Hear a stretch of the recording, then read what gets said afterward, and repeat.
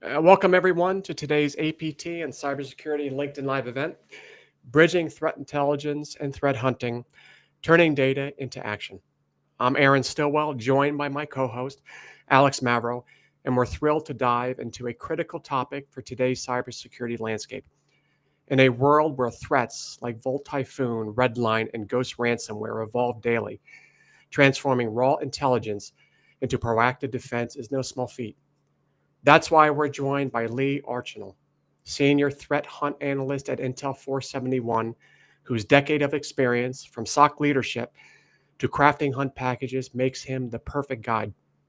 Today, we'll explore how to connect the dots between threat intel and hands-on hunting, tackling real-world challenges like siloed teams and AI limitations, and uncovering actionable strategies to stay ahead of today's adversaries. This is an interactive discussion, and we want you, our guests, to post your questions in the comments sections below. We will be answering them during the session and opening up to Q&A at the end. Running and producing these sessions takes time, effort, and resources. Alex and I do this on a part-time voluntary basis to help the community. If you find value in our discussions, please consider supporting us with a donation. Your contribution helps us cover production costs, improve content quality, and keeps this community thriving. Lee, thank you so much for joining us today. Thanks for having me. Awesome. So, Lee, first question. What's the most common misconception you hear about threat hunting? So it's got to be based on the outcome of a hunt. There's a lot of conversation, and I try to dispel the myth that similar to detection engineering, how that's like binary, how it's either detected or it's not detected. People think threat hunting is the same way. Whereas threat hunting can have multiple outcomes. Yes, you could find the adversary, you could find the malicious or suspicious activity, or you don't. But in that you didn't find it, there are other findings that you might come across, like suspicious activity internally. So, like maybe signs of a insider threat. You could have a idea that, hey, you know what? We didn't find malicious activity, but we have the logs that are needed, so we have that visibility. Or you found a visibility gap to say, hey, we ran this hunt, we looked for this activity, we couldn't find anything. We didn't find any logs that would even support this. Yeah. Which is still a key finding. And then policy-based, like shadow IT kind of things like that. So there's a lot of different outcomes of a successful threat hunt than just finding the adversary. Yeah. Okay. You have taught and built hunting curriculum. What's the simplest test you use to tell whether a team is really hunting versus just running detection rules? So it comes more down to the question of, are you reacting? Yeah, or being proactive? indeed. Yeah, correct. And there's a lot of things around that, and we try to help move from reactive to proactive. But that's like the simple question. How are you getting your intel? What's driving your hunts? Why are you doing this? What are you doing it for? And if it is more based off of alerts, detections, things like that, we try to work through the process of here's how we can get to a proactive process versus, being an extension of the SOC. Yeah, and have you seen, in your experience, have you seen people that are more proactive or reactive? Oh yeah. I work with multiple levels of maturity organizations. Some we get in there and I talk to them and they're just like, "We got this." And you ask about like what they've done and how they've done it, and you're like, "Wow, yeah, like you do it." And then you have the organizations that are just beginning to talk about threat hunting, and that's where the guiding comes in of using intel, leveraging your CTI team that already exists, grabbing that good information that they have, and looking at it in a way of a threat hunter instead of just grabbing a SITREP report so that you can provide that to executive leadership so they can make decisions. Using that intel to drive your threat hunting is really the first couple steps that we talk about to becoming proactive. Okay, that's good. Actually, I do have a question, but is there certain kind of organizations that seem to be more mature when what you've seen in your history? No, you would think it'd be like a certain industry, but it's really not. It really depends on leader, or I guess the looking back at their leadership, how leadership talks about threat hunting, what view they have of it, and what perspective they have of it. That really helps with those, because you could have a really good mature organization that you would think, talk about their SOCs mature, detection engineering mature, but if they're taking their first steps into threat hunting, that process still might be more of a reflection of detection engineering than threat hunting. But then you Yeah, have some customer or some organizations that they're trying to build everything together up at the same time, and everyone's maturing together, everyone's flowing, and they're more mature simply because they're growing together like that versus and not that it's like bolting on technology, like, but it's just, that new capability next to a mature organization or a mature team kind of learns from that mature team instead of paves their way, if that makes sense. I could see, and I could definitely see where resources, employee retention has got to be important there with maturity. Oh yeah, oh yeah. And I mean, if you try to take like a seasoned SOC analyst or detection engineer and say, hey, you're threat hunting now, and you don't provide them guidance, they're going to do what they do best. Of And course. I Yeah. mean, so, it was what it is. The fact that they're talking about threat hunting is still huge, because it's still like, I feel like cybersecurity just got a seat at the table. Now threat hunting is slowly getting there as well.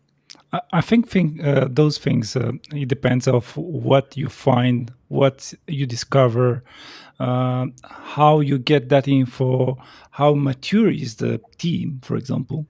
It's based on these things. This is how I know most of the people that I'm working with, even if it's SOC, even if it's CTI, cyber threat intelligence, even if it's a different other team, could be, I don't know, Unix, Windows, backup storage, doesn't matter.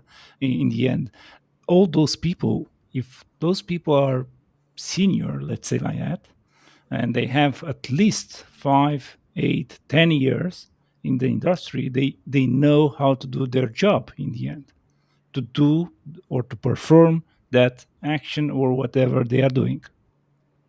Yeah, And absolutely. please, And that's why they're there, though, right? That's why yeah, they're senior, because they are excellent in what they do, and now you just try yeah, and keep their focus and say, do this now. But no, it's good to have that knowledge. Those people really add value to the team, especially when it comes to tribal knowledge. Just knowing that right away and knowing the environment, how it works, then you could start building threat hunting around it. I think is really beneficial. yeah. Intel 471 emphasizes intelligence-driven hunting. Could you please define what you mean by intelligence, and when does it actually hurt hunting through bias or noisy? Okay, so I'm gonna kind of I'm a hunter, and I don't Okay. want to insult a bunch of CTI analysts out there with my definition of threat intel. Uh, I think its basic form is anything that is valuable or actionable to an organization based on their cyber threat landscape. Now, I'm sure I didn't do that justice to anyone at Intel 471, which I apologize. But when it hurts the hunt, I would say the number one thing would be when there's not enough actual data. Okay. Um, and so bias, I can't really think that it affects hunting, because when we look at a report, when it talks about attribution, as a hunter, attribution is kind of like another piece of the puzzle Yeah. versus the entire solution. So what I look for in a piece of intel is TTPs, behaviors, command line arguments, like artifacts that capture what happened on during the compromise. And the reason I look for these is because, and the reason I want to say that I don't play the attribution game, I let the CTI analysts handle that because I trust them. They are much better at their job than I could ever be. So I'm not going to like question them, but I'm going to keep that in the back of my mind, because at the end of the day, if I can start seeing all these TTPs and behaviors and these artifacts that are left behind, that I can go back and research and reflect and say, these match up to these previous campaigns run by the same actor. Now, that attribution is growing bigger and bigger, and I can be more confident to say, yes, this was indeed this person or this group. The reason I'm always hesitant is because there are a lot of TTPs and behaviors that are used by everyone, by adversaries, by malware, and the biggest example I always use is PowerShell encoded commands. I mean, if you think about PowerShell encoded commands, the first thing I always think of was, phishing or macro-enabled documents. Well, now it's used in malware for just general obfuscation of command line arguments. It's used by legitimate tools out there, some like even security tools, that they just run their commands encoded, which is what it is. But then you have admins using that, and then you have all these legitimate things. So you don't always want to just like jump on that bandwagon and be like, yep, it's them. So looking back and using those artifacts, where are they dropping their malware or the payloads? Does it always land in the app data temp directory? Does it land in the user's public directory? Those kind of things are always beneficial. And just to repeat, I guess, long story short, is that the only time it hurts is when there isn't enough actionable artifacts. If it's something that you're going to use or provide to your threat hunt team, I hope there's enough indicators of attack or IOAs in there that they can actually use to hunt for. Because if you just say the payload was dropped or this malware landed, what can you really do about that? Because even if you leverage IOCs, I mean, they change. And please stop me if I'm very long-winded, so stop me if I... No, please. Please. No, this is what we want. Okay, perfect. I really like what I hear. Well, I know I can only stand my voice for so long, so I feel the public or the people that are listening. But so for IOCs, if they're just IOCs in Intel report as well, that's somewhat actionable. As long as it's timely, you can still take those IOCs and do an IOC scan, over 30, 60, 90 days, because those are great because they are the quick wins that I like. Like they are tied to a malicious process. They're tied to a malicious file, but they change so quick that, and from campaign to campaign, from day to day, from minute to minute, that they can only take you so far. With those indicators, or with that supplemental information of the indicators of attack, or the artifacts I like to call, that's where the behaviors lie. Like I mentioned, are they dropping it in the same directory every single time? Are they using scheduled tasks for persistence? Or are they modifying the run registry key? Or are they making a service? How do they operate day in, day out, from campaign to campaign? What are the overlaps? What are the similarities? That's where you want to look. Yeah. I guess the question is it having those artifacts throughout the kill chain? Is that very important? So throughout the kill chain would be great. If you could have it at multiple stages of the attack, then you are providing the hunters more opportunities for success. Now, even if you don't have all of them, if you have some, that's beneficial too. But what are the chances when you do this, for example? Could be 50-50 or could be less than that? That there are the IOAs in the report, or that it's all throughout the kill chain? I'm talking more on the kill chain, what Aaron mentioned earlier. So having all the artifacts throughout the entire kill chain, I would say that's rare.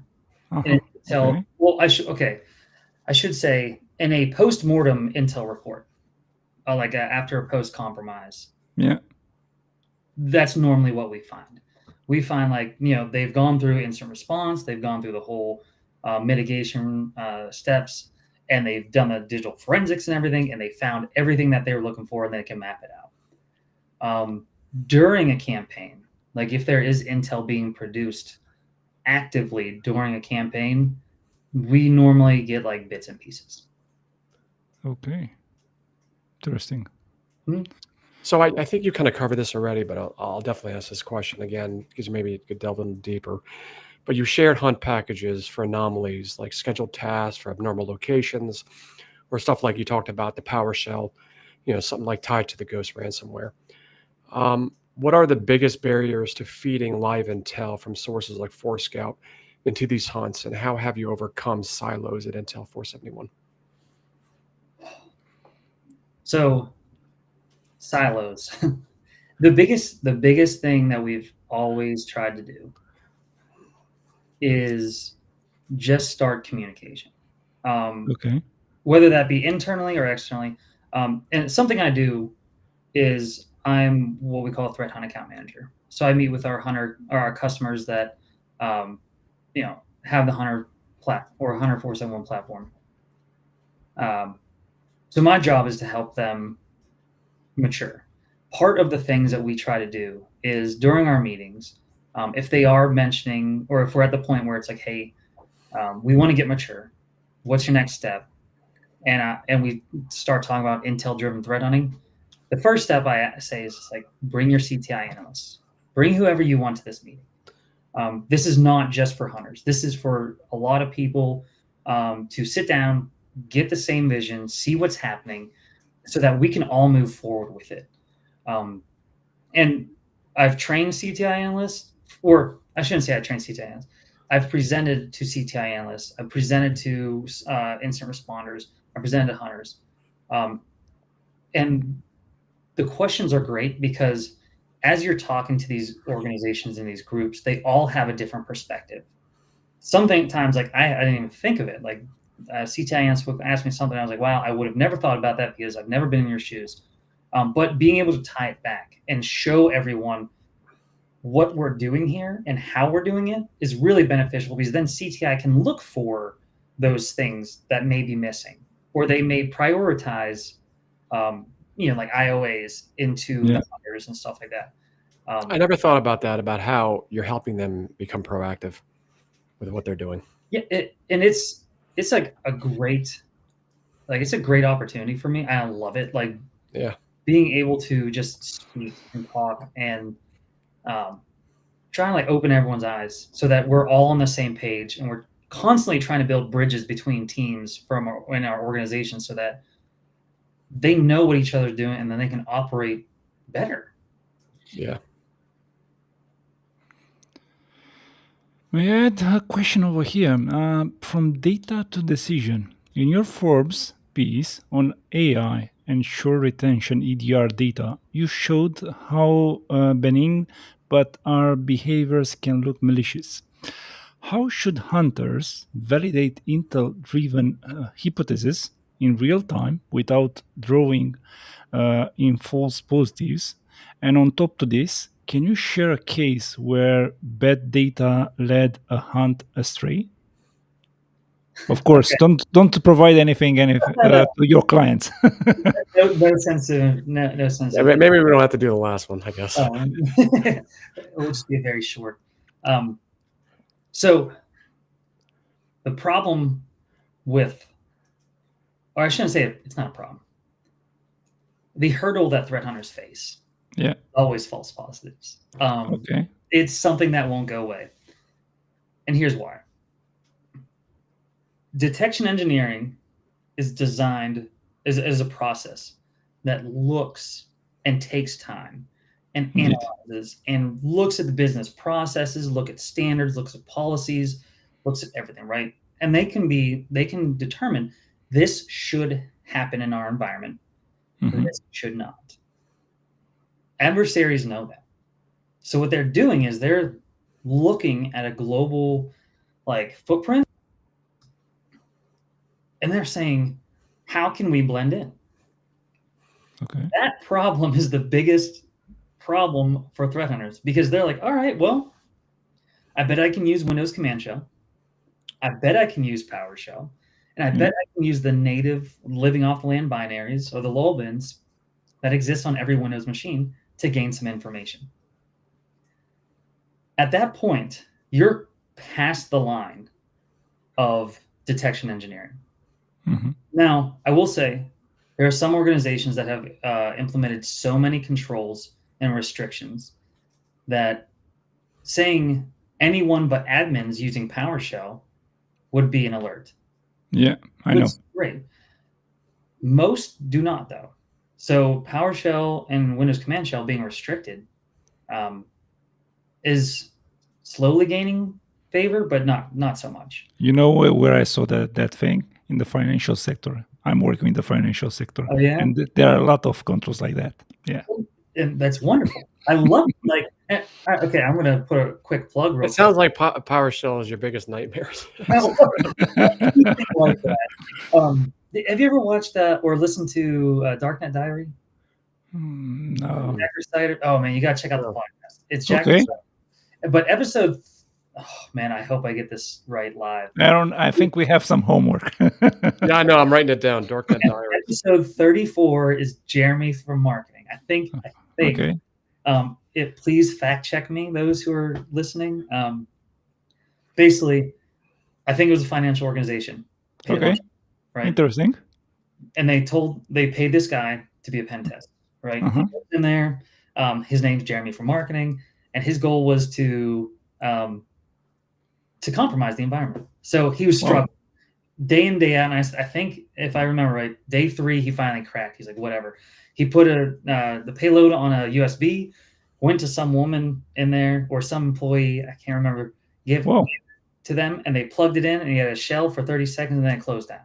He went back. You did it wrong. Do it again. Shell opened up, closed down.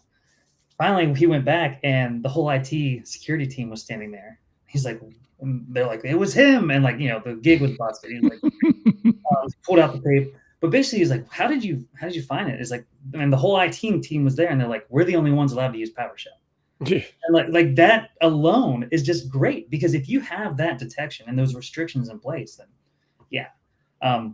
But I digress. So going back to false positives, the best thing you can do when determining a hypothesis is like profile your environment.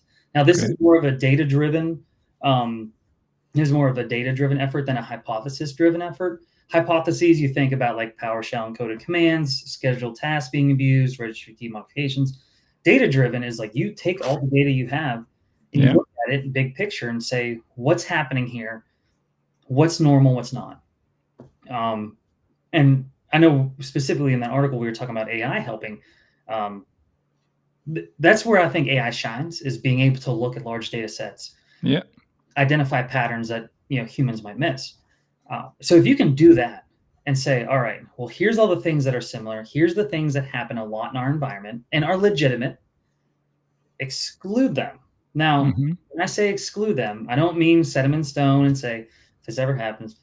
I would say to identify abnormalities, exclude them as specific as possible. I mean, host name, username, process command line arguments, parent process name, all those things that would get it down to this is the exact thing that happens every time and it's normal.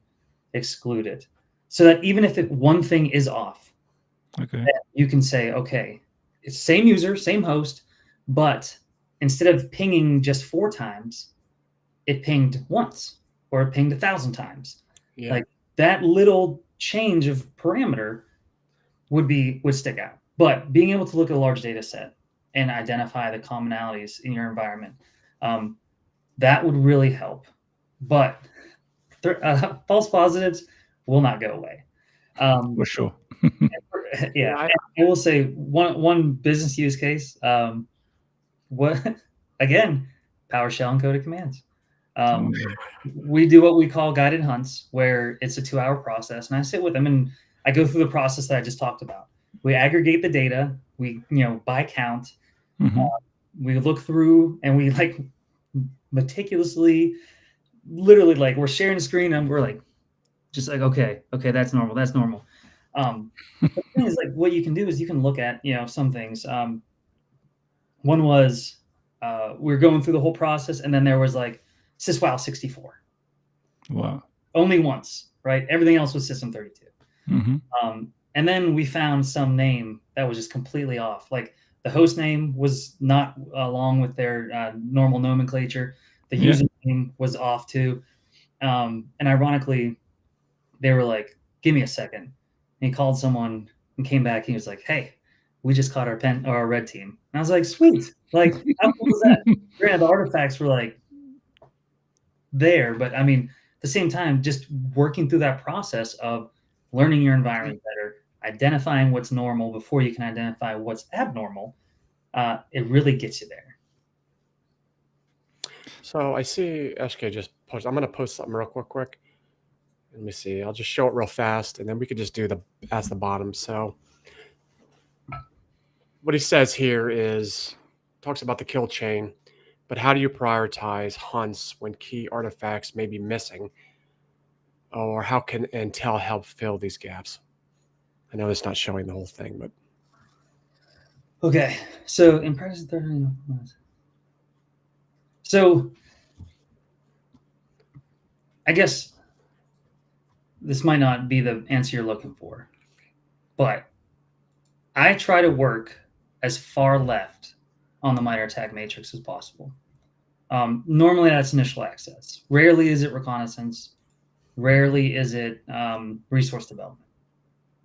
But if you can look at initial access or execution and persistence, those three, if you prioritize those, normally you'll find the rest of the artifacts you're looking for. Granted, there are artifacts that are somewhat rare, but if you follow the same process, and I think I call it like my big five. Whenever we run a hunt, I always think about big five like event types: process creates, network connections, file creates, DNS activity, and registry key modifications. These on an endpoint are normally indicative of something that is there's something happening, right? It's compromised or suspicious activity or whatever. And if you follow the artifacts that you find with those big five, normally you'll be able to identify or realize the rest of the or the contextual information surrounding it. Because if you see rare execution on this one machine, you're naturally going to aggregate there or navigate there, right? And once you get there, you apply those big five, you might start seeing strange DNS queries, right? Which could be to C2 servers. You could see registry key modifications, or services being created, or scheduled tasks, and any sign of like persistence is Yeah. always normally. I shouldn't say always. Is normally early on, because that adversary does not want to have to try and social engineer you again. They don't want to try and send another phishing email. Hopefully, if they did come in through credentials that they got from somewhere, that we realize that, and then you can still see these things happening. So no matter how they got there, there's normally a I forgot discovery. That's a big one too. But there's normally a early compromised trend of things that happen right away. If you can identify those, hopefully first you stop it. You can mitigate and even prevent the rest of the attack. But then you can like follow along, see where that data leads you, see where the artifacts go. Or are you seeing the same types of activity or events on different hosts, which would indicate either lateral movement or other machines that are being compromised? So from that point of view, that's kind of how I always approach it. Because the last thing I want to do is like, all right, my hypothesis is that ransomware has executed. And you're like, hey, we found it, ransomware executed. What are you gonna do then? Right? Like, okay, sorry guys. I think our user could have identified that because their screen's all locked out and everything. oh yeah. But yeah, that's normally the approach I take. Okay. Aaron? So Lee, you evangelize hunting at Black Hat, but AI promises automation. Where does AI fall short in turning data into action? For example, in chaining intel from reports like Kaspersky's Angry Lyco into custom hunts, and also what human oversight is non-negotiable. Okay, and I'm going to die on this sword. and I think I forget the actual quote from like the IBM user manual, but AI should not be left for decision making. Yeah, I agree. And I apologize if that upsets anyone, but the fact of the matter is, AI is very, very smart. But at Indeed. the very bottom of every chat GPT or whatever bot you're using, there's normally that blurb of chat can make mistakes. Oh, yeah. Just like humans, right? So Yeah. you don't want to ever be like, chat said this, it's over, right? I apologize for using ChatGPT as the example. Not that it's a bad thing. I use it day to day. But it shouldn't be relied on for decision making. The way I would use AI is resource gathering, because I've done some things where I ask it like, "Hey, can you give me a bunch of resources based on this?" And it's like, boom, boom, boom, boom. That just saved me a bunch of time Oh, yeah. going Googling and stuff like that. So that's where it shines You're using for web scraping. in a very legitimate, positive way.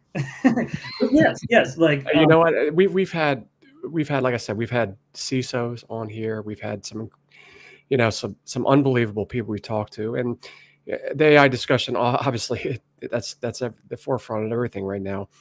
And one of the best quotes was when someone said that, she's not looking to get rid of her team. She's looking at AI to augment the capabilities of the Yeah. team to make them better.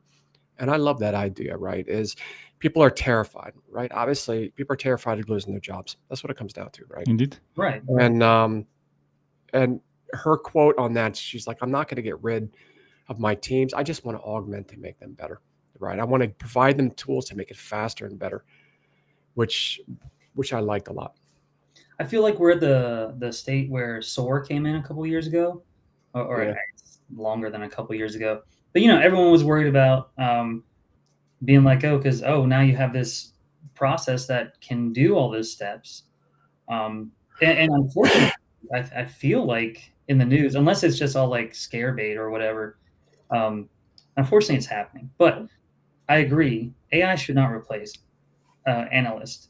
It should be relied upon as or built into your processes and procedures, but Yes. not replace all of the processes and procedures. It should be able to just provide you as much information as possible and let you make the decision. Yes. The one thing I don't like is not that it's a black box, but if you've baked in AI to your security tool, and you can add what the natural language processing and say, show me possibly compromised machines in my environment, and it shows you 3 machines. First of all, what is the algorithm or whatever decided? What was the deciding? That's a great point. How do you know the back end, what it's telling you is the truth? Right. Yep. And second, what is it not showing me? And that's the biggest question is like, okay, well, you brought these 3 hosts, but what about the rest? Like, let me see the rest. Let me make that decision versus asking it to be like, can you show me suspicious activity, and it going through that large data set like that I've talked about and saying, well, out of all these instances, only one time was PowerShell or command used this way. Or only one time did this user log in after midnight. If you can tell me that and explain to me the whole or why and what your reasoning was, then that's great. But when it's just like, hey, here it is, it's like, okay, now what? Again, making your guys better. Right. Yeah. Okay. You have argued short EDR retention undermines hunting. Walk us through an attack that slips past 30-day retention, but is exposed with 90 to 120 days. So I would have to say, one of the things that I love when organizations do is when they take their EDR logs and pump them into their SIM. That, I think, is a number one genius idea. Because why not? Why not No, and, now the why not, I think I know the answer to. Yeah, the cost. Yes. Exactly. Yeah. Like, but if you can do that, then that will help you be able to identify that. Unfortunately, I do understand that some tools just have the 30 days. The downfall there is that you don't have that large data set that you can do data driven over large sets of data, right? Or like the unstructured hunts, I like to call them. Okay. Now, where I would really put my efforts is those hunts that are behavioral, that are common, in more of a structured form, like the hypothesis driven. Focus those in your EDR. Set up scheduled searches so that you have all these queries that will run once a day, probably a Sunday, over 7 days, so from Sunday to Sunday. Yeah. And once I come in Monday, I have this report on my desk, or I should say Excel spreadsheets on my desk saying, here's what was found, or here was not here, nothing was found.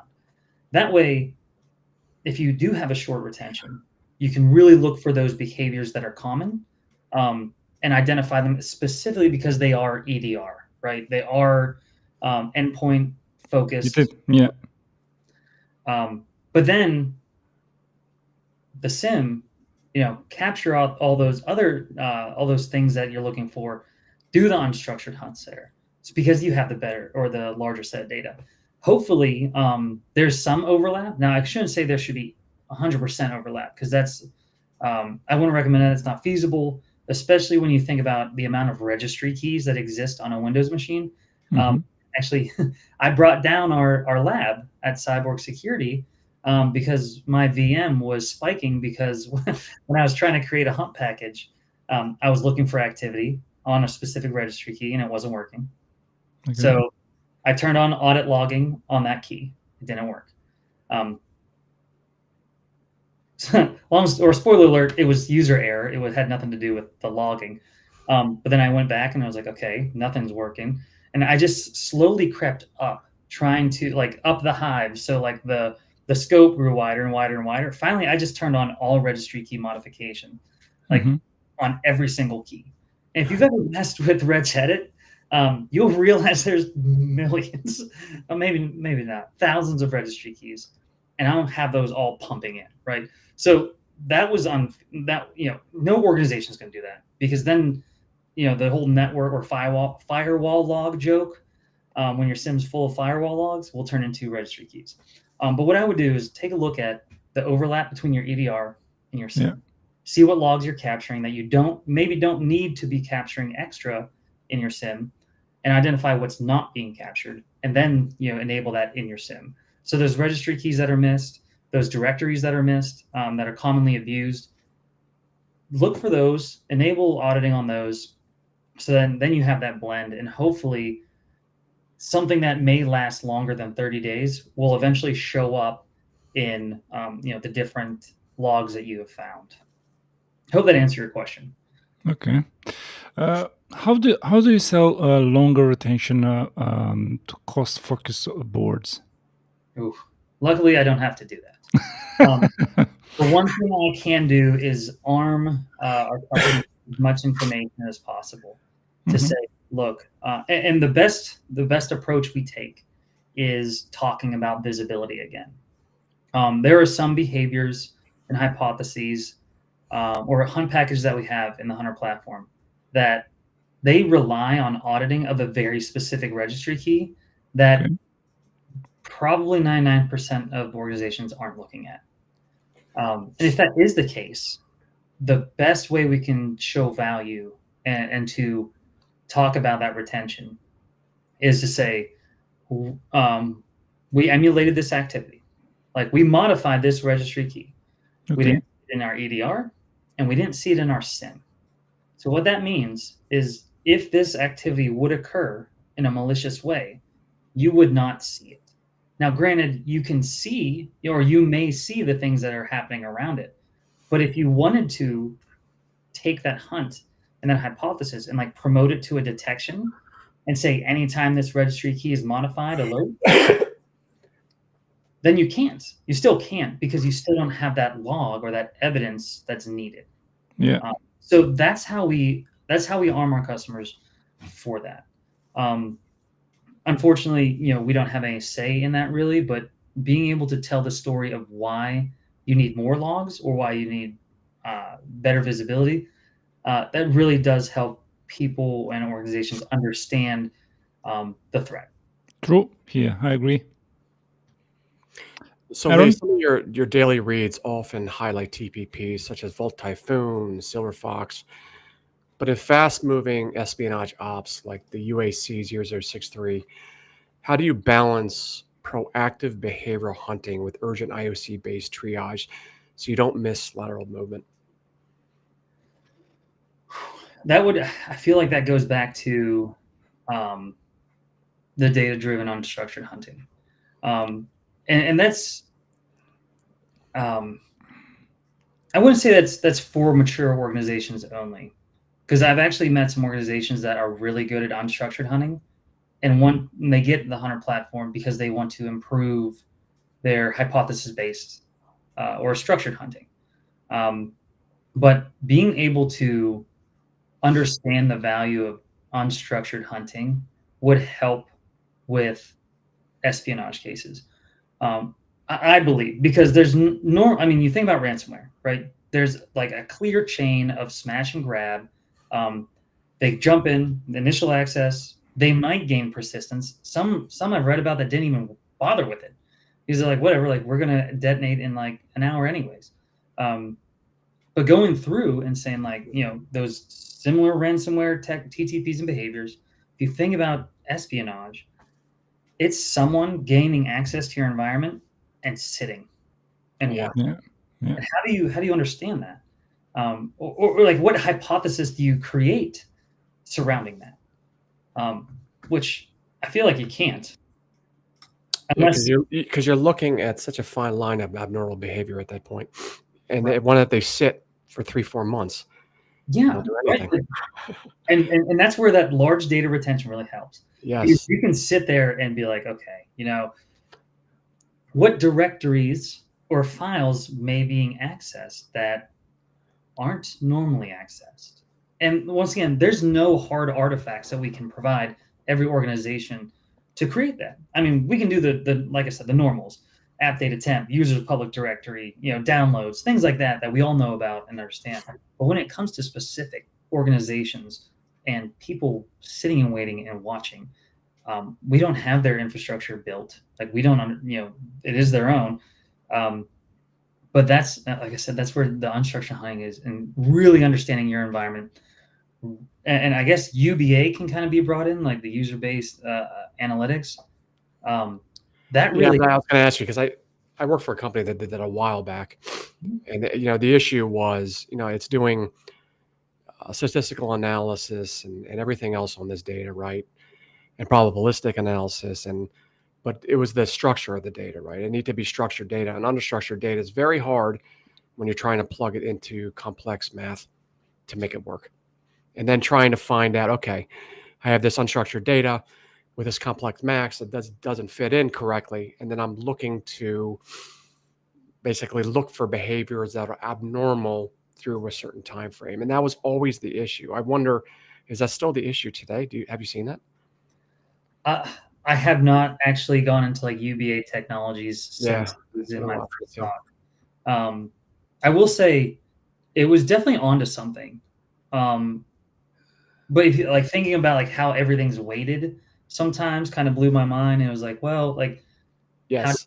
how do you assign that as a static weight versus like something that can flow? Because it's like, okay, well, this was weird, but was there anything else weird around it? Like, because if you said it was like a 10, like automatically you're alerted, but it was just like a one-off, right? Versus a bunch of like 0.1s or like a 1, if they all stacked and then equal to 10, I think that would still be more suspicious.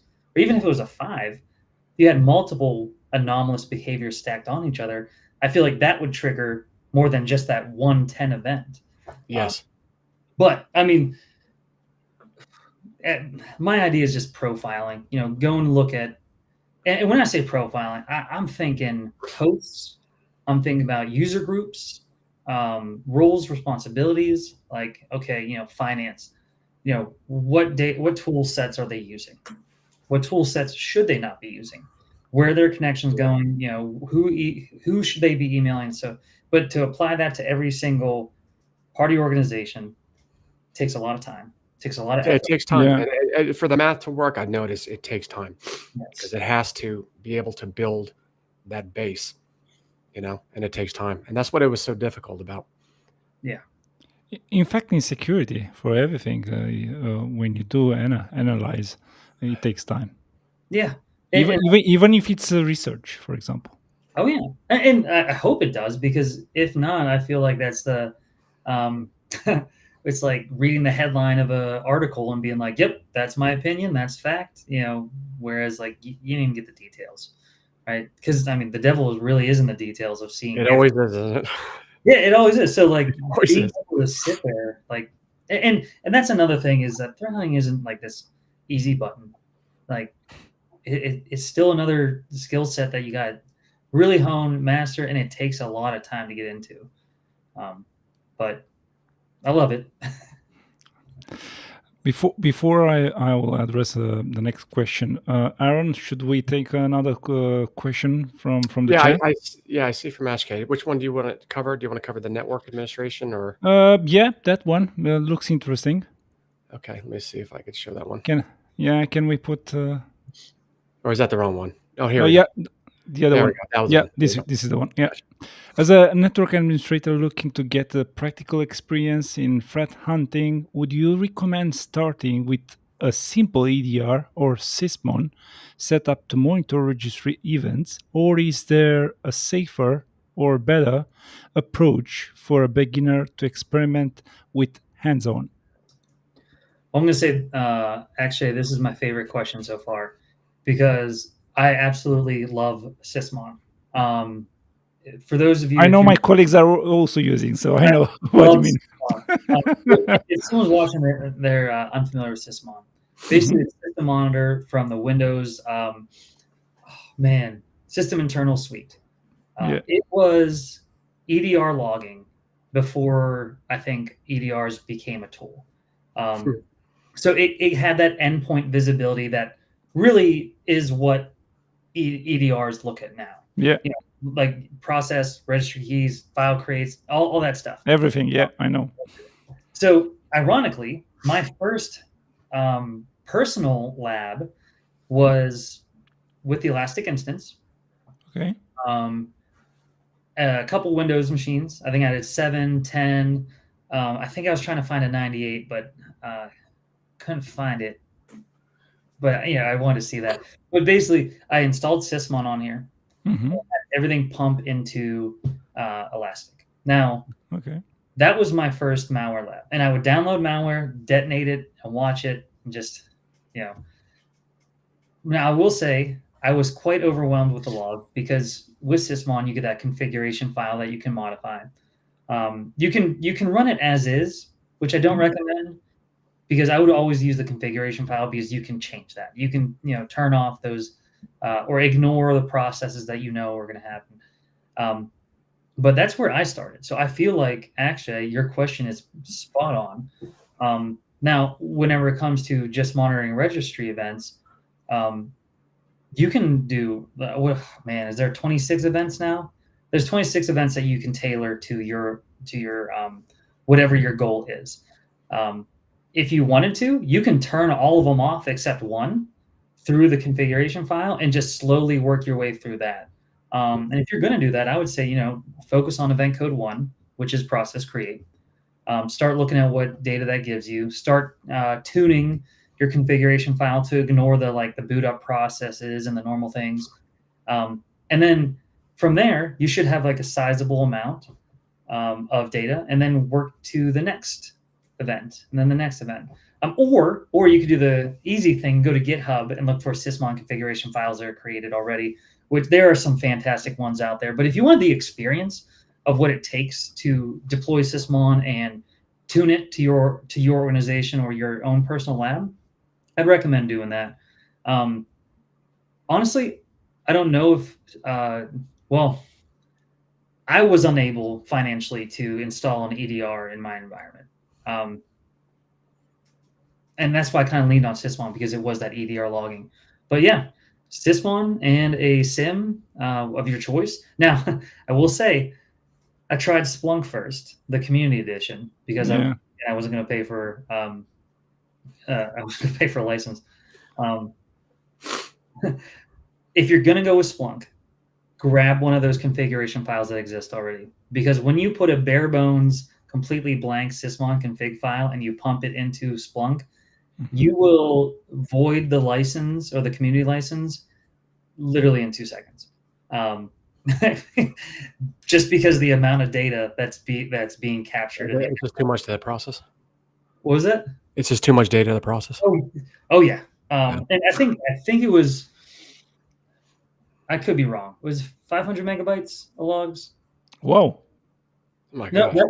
that's the community license. And I think I hit like 6 or 7 gigs in a minute. Oh my God. So they shut it down, which I don't blame them.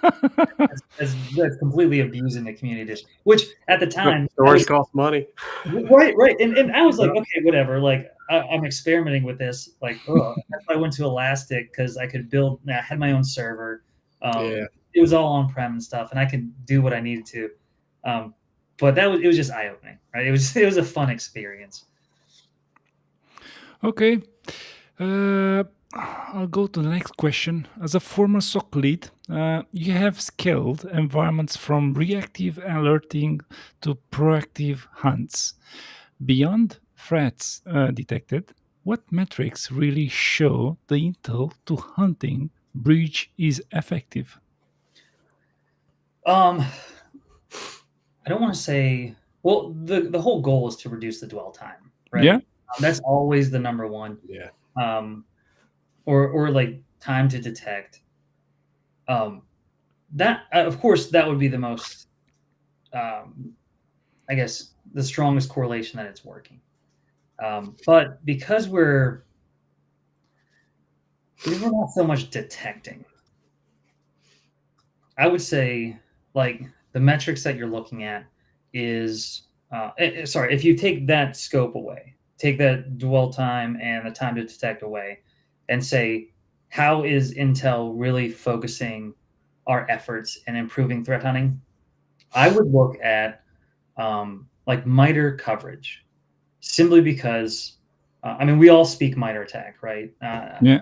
The biggest thing here is if you're moving from reactive to proactive, then you can say we're running 10 hunts. This is our hypothesis. These are the MITRE attack TTPs or the MITRE attack IDs that it captures. And then under there list, here's the actors that use it, here's the malware that use it, and here's the toolset. So that one TTP might be linked to multiple groups or multiple malware. So running a single hunt, you may now be able to just say, instead of looking at the single hunt, it's not just one hunt. We are now being able, because it's behaviors and it's common behavior, we're now able to cover down on multiple threats. And then you start layering that on the MITRE attack matrix. And you now, instead of just like a single block, you have this big umbrella in like initial access. Then you move to execution, and you can say this execution is captured or it's commonly used by all these actors. And then now you're slowly building the list of how many adversaries you're proactively hunting for. Then you can look at how many pieces of malware that you're proactively looking for. And I don't mean that you have to set these up as detections. Scheduling a task or scheduling a search is just as proactive as manually running it. In fact, I find it better. That's like normally our first step to being more proactive is schedule these searches, because then you do that. Then you have the data versus saying, I'm going to manually run 10 this month. And then you go in with the mindset of, I'm going to run these. And then someone says, oh, by the way, we have an incident. We need you. Or can you do this task? Or can you do this training because it's cybersecurity awareness month, right? If you schedule it, now you have all this data. Now you have results. And you Yeah. can say, not only are we hunting for this amount of adversaries and this amount of malware, but here are our results. Here's the tuning that we did. Here's how we improved these queries to reduce false positives. And now we're slowly making our way to a detection. So that conversation and those metrics can really show how you are taking the intel provided by your CTI team or open source, applying it to your threat hunting methodology, and how you're improving the cybersecurity posture through your efforts. So that conversation I find is very, very effective when you because once you're past that, well, did you find anything or not? Once you're past that conversation speaks volumes to what you're doing and what the value is. Yeah.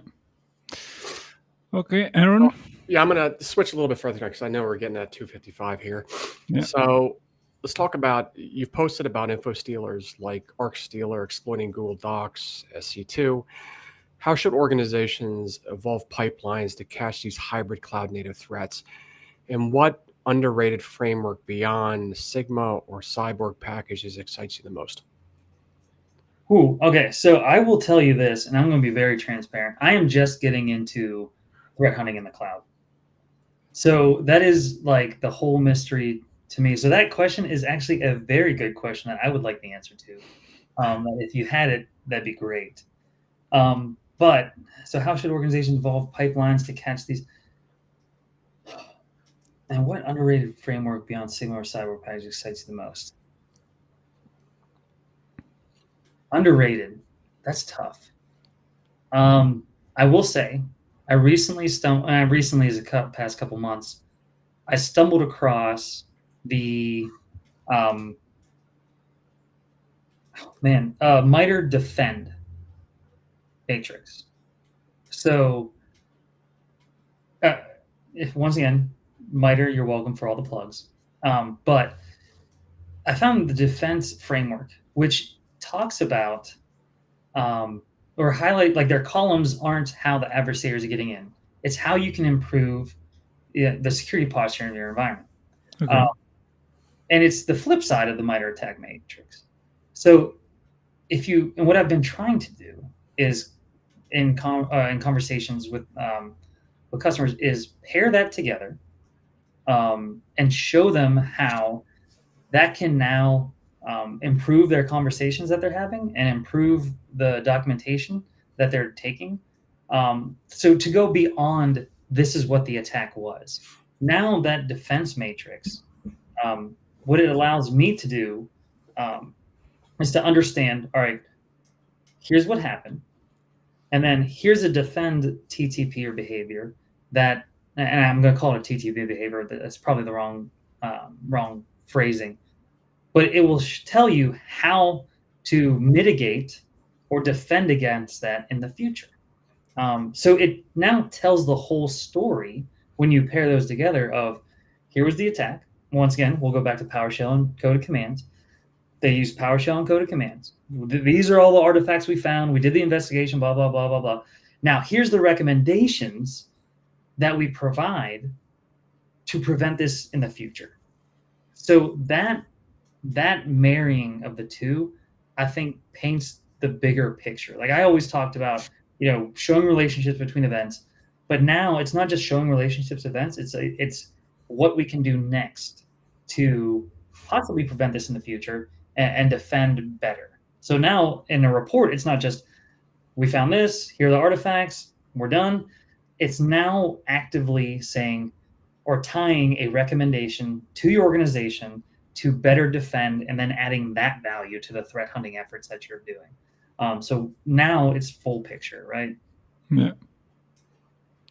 We are at 2:50, so we're almost done here. Alex, did you want to ask one more question? Or Leah, how does your time look? I want to respect your time. I'm good. Alex, did you want to ask the last question? Yeah, we can. You have run hands-on sessions like Hive Nightmare.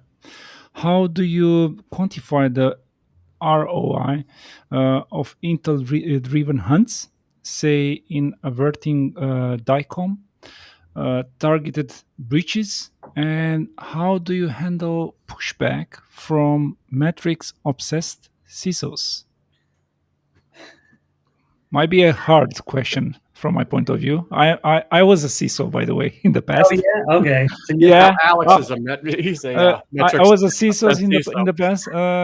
Now it's like a VCISO because I'm working for 3 banks. So Yep. Oh, geez. yeah, I know it's hard. And Lee, don't mention any names here. We don't want to hear. No.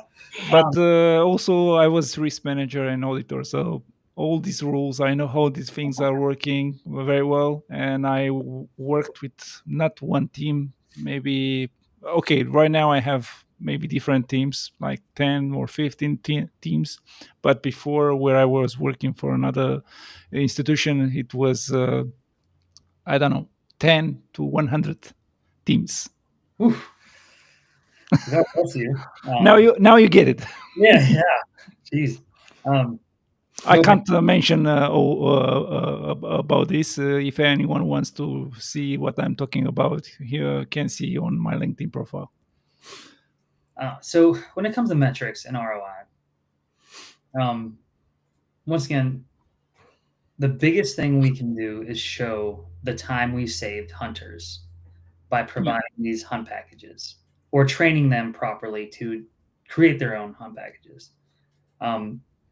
Being able to do that in a timely manner not only saves your organization and reduces the dwell time, but it also saves them time and research that doesn't have to be done because we've done it already. Yeah. And when you talk about metrics, I mean, it can be from the basic of your team was doing 2 ad hoc hunts a quarter. And these are arbitrary, but I've seen a lot.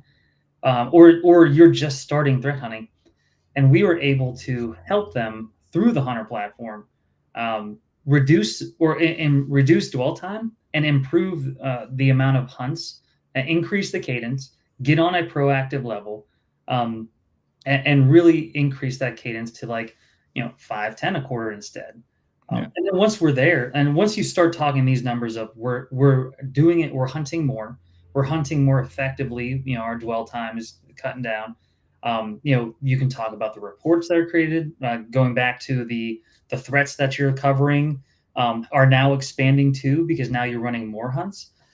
Those metrics and the not the hard metrics, but the soft metrics of understanding the process, understanding how to run an investigation and how to take these artifacts from intel to make them actionable, where that isn't really you can't really measure that. That would be that's or I should say it's tough to measure. But being able to, talk to upper management about that process being shortened is something that really helps understand or helps them understand what the big picture is. Once again, not just we had 13 detections triggered this month and we handled all the cases, right? It's the whole start to finish, where we improved, how we're doing better, what we're finding. Once again, that big picture is really important instead of just simple metrics of, yes, we hunted 4 times this quarter or whatever the case may be. Yeah, I agree. I think we are out of time. Yeah, I think we're out of time. Yeah. So, Lee, thank you so much. No, thanks for having me. This was a pleasure. Yeah, man. Thank you. If you want to stay on afterwards, I'm going to end it. Me and Alex will stay on just for a second. So, again, everyone, thank you so much for joining us.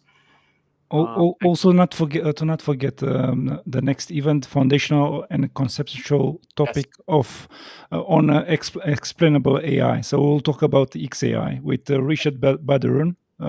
Stay tuned and keep in touch. Thank you.